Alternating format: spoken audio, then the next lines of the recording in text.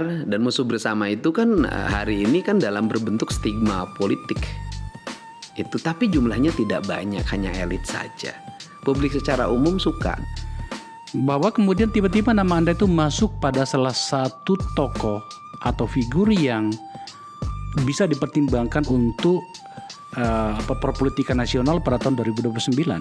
Saya nggak mikir itu. Oh oke. Tapi maksud saya Anda tidak merasa bahwa barangkali sudah ada yang mencoba, ini bahaya juga ini kawan satu ini. Ya, nggak tahu pikiran mereka, orang saya ngurusnya Jawa Barat aja. Gitu ya.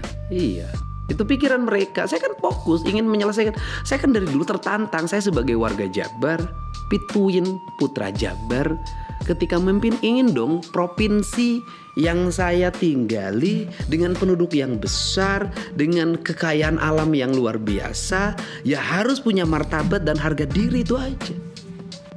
Kan itu tidak bisa diselesaikan dengan hanya ucapan-ucapan, pidato-pidato. Kan harus ada tindakan-tindakan yang mengupgrade mereka menjadi kelas menengah, gitu loh.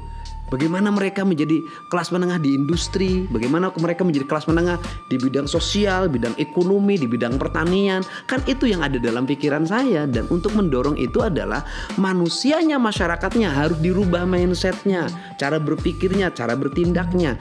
Seorang ayah yang sayang pada anaknya harus tega membangunkan dia saat pagi. Dan itu saya alami, gitu loh.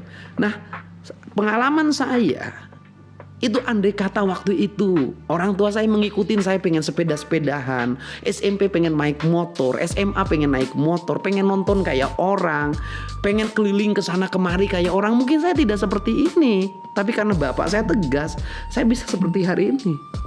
Tapi kalau diri saya hanya untuk anak saya, nggak ada artinya. Maka seluruh kerangka berpikir saya hari ini harus saya terapkan untuk anak-anak Jawa Barat. Dan saya harus merubah mereka, menyadarkan mereka bahwa Anda ini kelas menengah bawah, saya sama nasibnya dengan saya pada tahun 90.